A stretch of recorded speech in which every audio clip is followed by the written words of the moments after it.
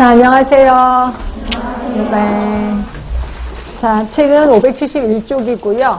571. 우리 지난 시간에 보호구역의 관리까지 다 했고요.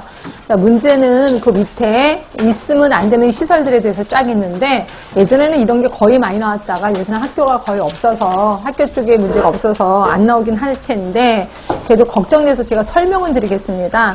저 잠깐 뒤로 가시면, 거기 동그라미 같은 경우가, 동그라미라고 되어 있는 게 이게 이제 그 뒤에 572쪽에 가시면 있을 거예요. 정화구역 내 금지시설에서 제외되는 시설이야. 결국 얘는 금지시설이 아니라는 거죠. 동그라미는. 그치? 그 다음에 X는 절대로 놔두면 안 되는 시설이고, 삼각형이 얘가 원래는 안 돼. 원래는 안 되는데 심의를 거쳐서 다소 완화가 되는 걸 삼각형이라고 표현한 거예요. 근데 X 같은 경우는 여러분이 굳이 안 봐도 돼. 왜 딱 보면 누가 봐도 있으면 안 되는 것들이 되게 많거든요. 굳이 볼 필요는 없고 동그라미를 잠깐 보시면 신기한 게 뭐냐면 자, 21번을 보실래요? 당구장, 무도학원, 무도장이 초등학교는 절대도 상관없어요.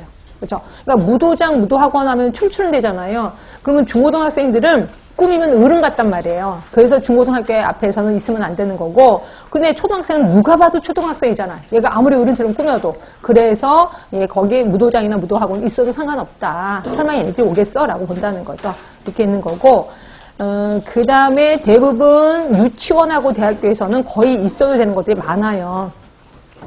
거기 18번부터 28번까지 보시면 담배 자동 판매기. 그 여러분들은 유치원 있어도 돼요? 설마 유치원 애들 담배 뽑아 먹겠습니까? 그래서 있어도 되는 거고요.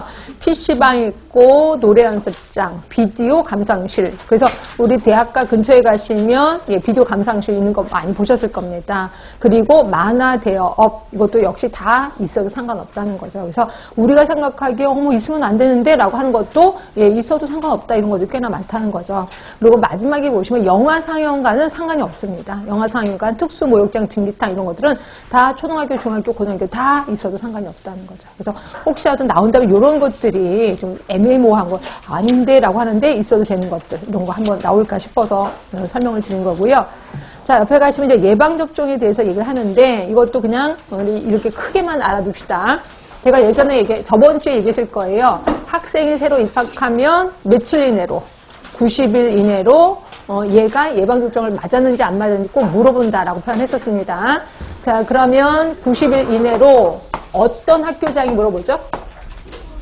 초등학교, 중학교장이 물어봅니다. 그럼 아이들이 예방접종 증명서를 저 맞았는데 이렇게 얘기 안 하고 증명서를 띄워갖고 오라고 얘기하잖아요. 그럼 예방접종 증명서를 띄워주는 사람 누구냐면 세 사람이었습니다. 누구죠? 시군구청장, 또 한 사람 보건복지부 장관, 또 한 사람이 예방접종을 한 자로 하여금 뛰어갖고 온단 말이에요. 그래서 얘네들 뛰어갖고 오면 이거 보고 얘가 맞았는지 안 맞았는지 확인을 한단 말이에요. 근데 딱 확인하는 과정에서 안 맞은 아이가 있어. 그럼 그 안 맞은 아이에게, 그러니까 접종 안 한 아이에게 접종을 할 의무가 있는 사람이 있습니다. 누굴까요? 접종할 의무가 있는 사람. 네, 시군구청장입니다. 시군구청장이 할 의무가 있다라고 보시면 돼요. 결국 시군구청장이 학교한테 물어봐요. 너 혹시 검사했어? 그 결과 나왔으면 나한테 얘기 좀 해줘 라고 얘기한단 말이야. 그 공문서를 보내면 거기서 안 맞은 아이한테 예방접종 할 의무가 있는 사람이 시군구청장이라고 보시면 돼요. 그래서 그 정도는 좀 알고 계시는 게 좋을 것 같고요. 자, 그래서 그게 동그라미 3번에 있을 거예요. 학교보건법에 의하면 초등학교, 중학교